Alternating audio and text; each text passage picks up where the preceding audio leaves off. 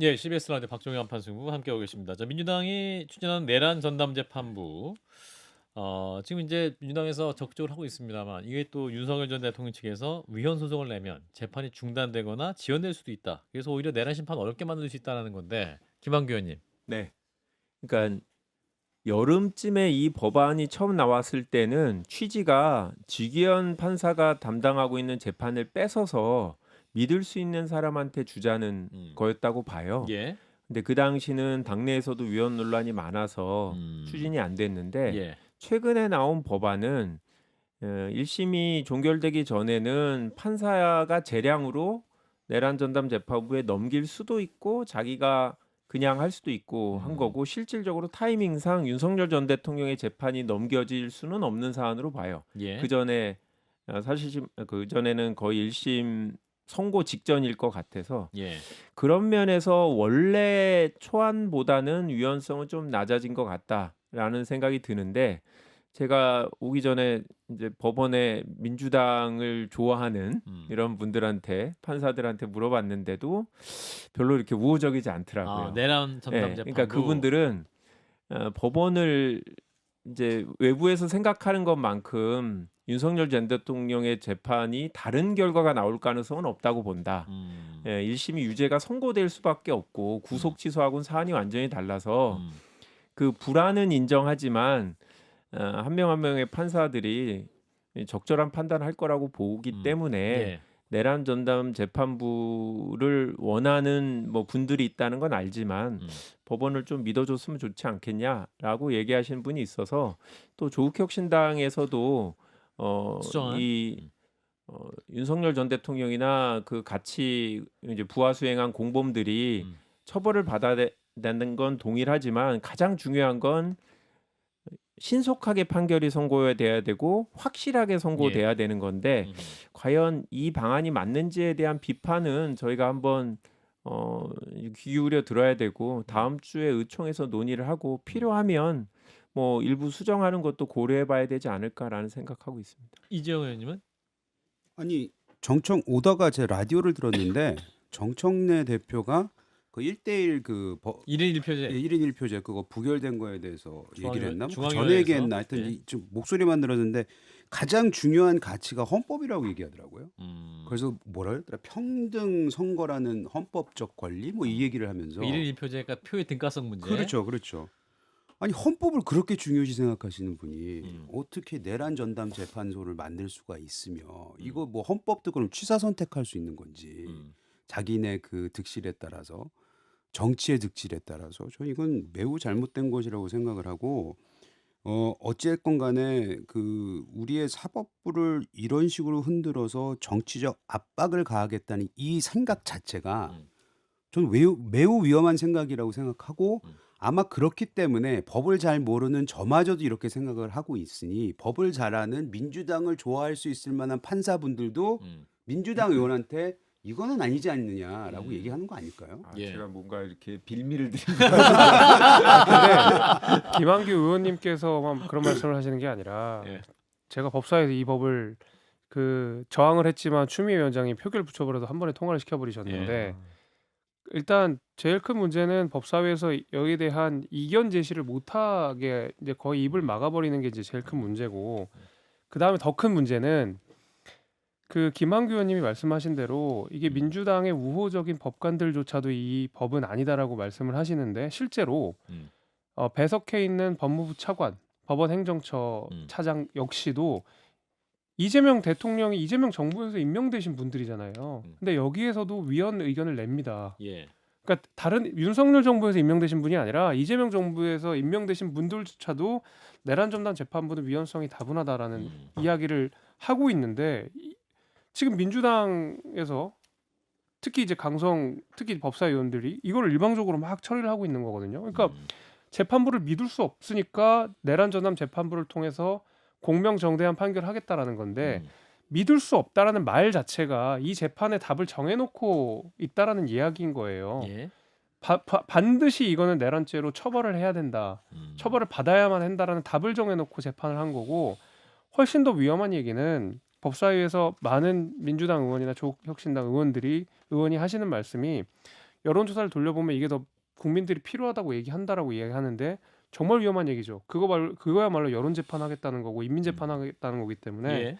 저는 실제로 입법부와 행정부가 사법부의 구성에 관여할 수 있고 헌법적인 근거도 없는 이 내란 전담 재판부는 두고두고 민주당이 역사에 죄를 짓는 거라고 생각합니다. 저도 이건 좀 이제 의총에서는 나중에 하시면 이건 아니다. 그쪽으로 힘을 좀 써주세요. 힘을 써주세요. 뭐 필요한 면도 있어요. 네. 아니 저는 그러니까 효용성 측면에서 보면 그렇습니다. 일단은 민주당 지지층에서 특히 강성 지지층에서 내란 전담 재판부가 필요하다라고 강력히 요구하고 있고 예. 여기에 호응해서 나온 법안이잖아요. 예. 법사위가 주도해서 간 건데 조금 따져보면 이 불안감은 어디서 나오냐면 믿지 못하는 직위원 재판부가 윤석열을 풀어줄 수 있다. 무죄든 예. 뭐든 그 불안감이잖아요. 이 불안감이 예를 들어서 3이라면 저는 직위원 재판부가 자꾸 날 가지고 공격하는데 그냥 이거 내란 전담 재판부에 넘길게요. 재판 끌다가 그 불안감이 저는 한 2배 이상은 더 크다고 봐요. 그냥 지금 올라가 있는 법안은 1심 재판부가 판단하게 돼 있거든요. 내가 그냥 계속 진행할지 아니면 내란 전담 재판부에 넘길지. 직위원 재판부가 만약에 무죄로 때리는 저는 그럴 가능성이 거의 뭐 0에 수렴한다고 보는데 그 가능성보다 그냥 내란 전담 재판부로 넘길 가능성은 크게 요관 먹으면서도 훨씬 많습니다. 그렇잖아요. 예. 그러면 자기는 뭐 빠질 수가 있으니까 예. 그러면 1심을 다시 해야 돼요, 아예. 다시 해야 되는 거 맞습니까? 변론 갱신이라고 해갖고요. 아하. 요즘은 옛날엔 서류상 하루 정도면 그냥 갱신을 해버렸는데 요즘은 피고인들이 항의를 다시 하면 증인들을 그렇죠. 다시 불러서 간단하게 요지들을 확인합니다. 그러면 어쨌든 당연히 윤석열이든 김용현이든 다 시간을 엄청 끌 것이고 차라리 그럴 바에 2심 가는 게 빨라요. 그래서 저는 이런 그러니까 불안감으로 따지면 예. 사실은 저 개인적으로는 그 불안감이 훨씬 더 크다. 근데 우리 추미애 위원장님께서는 다 계획이 있으신지 예. 오늘 이제 뭐 결과 통과는 안 됐는데 조금 더 추후에 또 심사를 할 것 같은데 오늘 법사위 1소위에서 네. 있었던 토론은 헌법재판소법을 개정해가지고 내란 재판의 경우에는 위헌 소송을 사실상 제기할 수 없게 만드는 아니죠. 제기했을 경우에 재판이 중단되지 않게. 그래서 하는 사실상 법안. 제가 사실상 네, 제기할 네. 수 없게 만드냐는 표현을 쓴 게 음. 어차피 만에 하나라도 위헌 소송을 제기했을 때 그 재판이 중단될 가능성을 염두에 두고 이 헌법재판소법을 개정해가지고 사실상 위헌 소송조차도 제기하는 것을 무의미하게 만들어버리는 법안을 또 통과시키려고 하시더라고요. 물론 여론을 의식하셨는지 이거는 좀 추후로 미루시긴 했는데 이런 식으로 이렇게 사법 체계들을 하나하나 뜯어고치는 방식으로 한 사람을 향해서 이런 건 좀 이해가 안 되고 뭐 필요성이 그런 거 아닙니까? 내란이 종식되지 않고 굉장히 언제 또 내란이 일어날지 모른다. 예. 아니 저는 내란이 여전히 존속 중인데 이재명 대통령 예능 나가시고 국회의장 예를 들면 저 해외 출장 나가시고 아니 내란 중인데 뭐가 그렇게 다들 한가하십니까? 저는 그 말이 그냥 굉장히 허상인 것 같아요. 제가 생각하기에는. 그래도 제가 빌미를 들었으니까 또 당의 입장을 또 설명은 해야 설명해 될 주세요. 것 같고 필요성은 윤석열 전 대통령만이 아니라 한덕수 총리나 여러분의 사건들이 다른 재판부에 있는데 앞으로도 특검에서 기소한 사건들을 포함해서 재판할 게 많은데 사실상 사실관계가 겹치는 게 되게 많다. 그래서 약간 재판부에서 공통적으로 사건들을 전담해서 처리하게 되면 재판이 훨씬 더 신속하게 진행될 수 있다라는 게 이제 원래 취지고요. 예. 현재 상황은 이런 것 같아요. 저희도 지금 지기현 판사가 하는 사건을 뺏어오는 건 적절하지 않다. 불안하지만 여하튼 1심 판결까지는 지켜보겠다. 그런데 만약에 정말 구속 취소처럼 국민들이 납득할 수 없는 판결이 선고된다면 항소심에서는 그렇지 않게 특정 인물을 우리가 딱 판사로 정하는 게 아니라 그래도 추천위원회를 구성해서 정치적으로 편향되지 않는 사람을 걸러서 내란 전담을 재판을 하게 되면 항소심에서는 뭐 우려하는 재판은 안 생기겠다라는 취지에서 하는 거라 저는 이게 윤석열 전 대통령에 대해서 1심이 선고되면 사실 논의가 상당히 약해지고 필요성에 대한 논의도 많이 이제 바뀔 수 있어서 지금은 지도부에서 이 당원들이 아니 지금 이렇게 내란 종식이 안 됐는데 최고위원들이 지방선거 출마하려고 하고 1인 1투표제 바꾸고 뭐 하는 거냐 이런 비판이 많기 때문에 좀 정무적으로는 그런 점을 고려한 것 같다라는 말씀을 드리고 근데 당내에서도 분명히 이견이 있거든요. 그래서 다음 주 초에 예. 정책의총에서 여러 국민들의 의견들도 잘 수렴해서 논의를 해보겠습니다. 예, 이재용 의원님. 전 이 부분이 이제 민주당이 매우 무책임하고 본인들 스스로 무덤을 판다고 생각을 합니다. 왜냐하면 만약 이런 식으로 정치적인 행위의 득실을 따져서 내란 전담 재판 어떤 특정 사안에서 가잖아요. 나중에 분명히 보세요. 이재명 대통령에 대한 전담 재판소 말 나올 겁니다. 김현지 부속실장에 대해서 요번에 말 많았죠. 예. 인사에 개입하면 안 되는 사람이 만약 개입이 됐다는 게 나중에 정황적으로 드러나잖아요. 그것도 할 겁니다. 아니면 하자는 여론이 일어날 거예요. 그때 가서는 안 할 겁니까? 왜 이런 식으로 사법 체계를 가지고 흔들어 버리는지 대한민국 미래에 있어서도 굉장히 나쁜 선례를 남긴 그런 토론이었다고 좀 봐요. 예. 근데 물론 당연히 저도 비슷한 의견이고 다만 이제 조희대 대법원이 주도적으로 사실 좀 해야 됩니다. 그러니까 지난 3일 날 정부 5인들 주 5인들 오찬에서 얘기를 했잖아요. 맨 첫 번째 전제가 사법부에 대해서 국민들의 우려가 많다는 걸 알고 있다. 알고 있으면 뭐예요? 행동에 옮겨야지. 예. 지금의 민주당이 내란 전담 재판부를 하는 것도 과도하지만 그 불안을 해소할 책임이 저는 사법부에 있는데 오늘 법원장 회의를 했다고 하는데 너무 느려요. 국민들의 불안감에 비해서는. 예. 그 얘기 여기까지 하고요. 자, 김남국 비서관 얘기를 좀 해보겠습니다. 사직을 했어요. 사직을 한 다음에 이제 인사 추천한 적 단 한 번도 없었다 얘기를 했고 김현지 실장 또 발언이 소개가 됐는데 나는 아주 유탄을 맞았다. 유탄. 이 현지 누나 표현했지만 우리는 누나 동생 하는 사이가 아니다. 일방적으로 보면 우리 누굽니까? 김남국 비서관이 누나라고 하는 건지 모르겠지만 아무튼 인사 권한을 갖고 있는 건 아니냐. 여기도 에이 그거 아니다. 이렇게 얘기했다는 거예요. 자, 김원규 의원님. 왜 저 국민의힘부터 얘기를 하시는 게 낫지 않을까요? 우리 김남국 의원님이 갑자기 누나 호소인이 된 거 아닙니까? 예. 누나 호소인 김남국 비서관이 되셨는데 예. 이 사건을 보고 제가 되게 재밌었던 게 그리고 되게 기괴하다고 생각했던 게 지금 이제 사의 표명을 하시고 뭐 김현지 실장도 본인 입장을 밝혔지만 예. 처음에 이게 딱 등장하고 나서 다음 날 문진석 의원이 사과를 하고 김남국 의원이 사의 표명을 했거든요. 예. 근데 생각해 보면 문제의 핵심은 김현지 실장인데 왜 저 민주당은 문진석 실장에게 엄중 경고를 하고 대통령실은 김남국 비서관에게 엄중 경고를 하냔 말이죠. 사실 정상적인 시나리오면 김현지 실장한테 엄중 경고를 하는 게 맞죠. 왜냐하면 사실 그 사적 대화고 이게 본인들은 아니라고 부정하지만 아닌 얘기를 했겠습니까? 사적 대화에서 그거는 말이 안 되는 얘기고 이 변명인 거고. 그러면 김현지 실장한테 적어도 우리는 이런 거 없고 대통령의 첫 경고는 김현지 실장을 통해서 나갔어야 되는데 갑자기 그 누나 호소인 김남국 의원 비서관이 그 매를 맞고 지금 쫓겨난 거 근데 아닙니까? 김현지 실장에 대해서 언급은 많이 되지만 이분이 뭘 했다고 드러난 거 아무것도 없어요. 이름은 엄청 많이 나왔지만 물론 그러니까 뭐 그렇죠. 성남시에서 뭐 했던 거 있고 뭐 경기시 뭡니까 경기도에서 뭐 역할이 있었지만 대통령실 근무하면서 무슨 행위에 대한 그런 나온 게 있어요? 그러니까 그게 이름이 많이 나왔지. 의혹 제기가 계속 됐었고 예. 계속 됐었는데 이거는 누가 시켜서 그리고 뭐 어떤 그렇게 된 게 아니라 두 사람 간의 완전히 사적 대화에서 현지 누나를 통해서 인사청탁을 하는 정황이 드러난 거잖아요. 예. 그러니까 이거는 밝혀봐야 된다는 거죠. 그냥 꼬리 자르고 될 게 아니라는 거죠. 이거는 김남국 전 의원이 예. 비서관이 비서관이 전 의원이기도 했죠. 예. 인정을 해버린 거잖아요. 김현지 실장이 실세다. 통상적으로 논의를 해왔다는 정황으로 볼 아니 수밖에 그냥 없는. 인사에 대해서 얘기를 할 거고 이 정도의 인사 부탁을 할 거면 현지 누나 정도는 얘기해야지 될 거야라고 스스로 인정을 해버린 건데 예.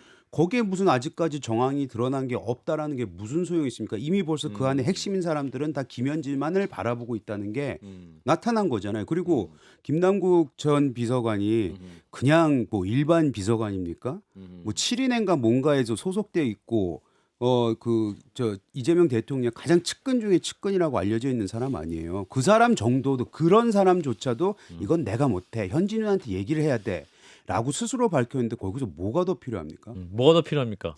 일단 김현지 부속실장이 실세는 맞죠. 근데 실세에서 이게 뭐 잘못됐다. 당신이 왜 실세야? 라고 할 건 없다라고 봅니다.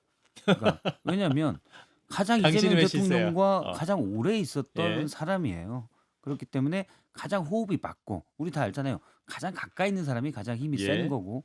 근데 문제는 인사에 대한 권한은 없는 분인데 부속실장이니까 부속실 직원을 뽑을 때는 혹시 권한을 쓸 수가 있겠죠.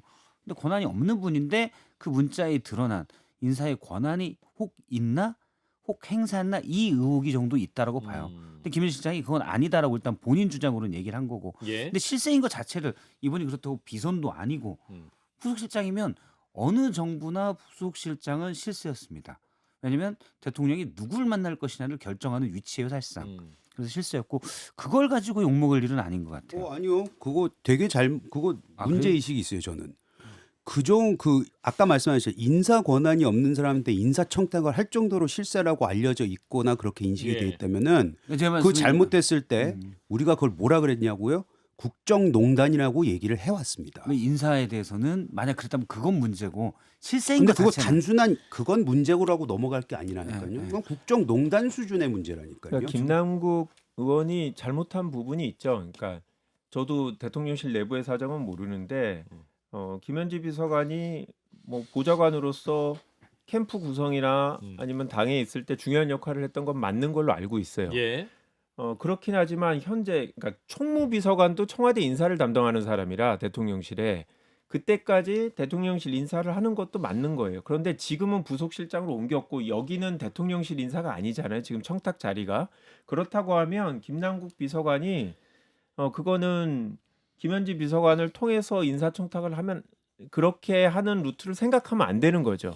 그거는 오히려 김현지 비서관이 과거처럼 권한이 있을 때 당 보좌관일 그 의원실 보좌관일 때는 모든 일을 다 챙기니까 예. 그런 것처럼 이거는 김현지 부속실장한테 맡기면 되겠지라고 생각하는 것 자체가 공무원으로서 잘못된 판단이라고 생각하고 실제는 저는 아니라고 하고 있고 그리고 김남국 의원이 본인이 인사청탁을 안 해봐서 예. 루트를 잘못 찾았을 수도 있어요. 그리고 참고로 누나 동생 하는 사이는 아닐 수 있다고 생각하는 게 김남국 비서관이 저 국회의원 되기 전에도 네. 저한테 본인은 국회의원인데 저한테 형님이라고 그러더라고요. 저는 존댓말을 지금도 쓰거든요. 예, 예. 그러니까 형 동생 하는 사이는 아닌데 혼자 약간 형 누나를 좀 하는 아, 스타일이긴 혼자. 합니다. 형호소인으로 다시 또 만들죠. 형호소인. 아니, 실제로 그래요. 그거는. 네, 제가 이 얘기가 사실 저는 좀 어처구니가 없는 게 이제 이런 거예요. 보십시오. 그 김남국 의원 스스로 얘기하기 자기 인사청탁 한 번도 한 적 없다 그랬죠. 예. 그럼 뭐 죄가 없다고 쳐요. 근데 사의 표명했잖아요. 사의 표명한 이유가 그 이재명 대통령의 국정 운영에 지장을 줄까 봐. 근데 지금 김남국 비서관이 지장을 줍니까? 김현지 실장이 지장을 줍니까? 김현지 실장이 훨씬 더 비판 여론이 세고 훨씬 더 지장을 많이 주고 있거든요. 근데 하물며 사의 표명은커녕 엄중 경고조차도 안 해요. 대통령실에서.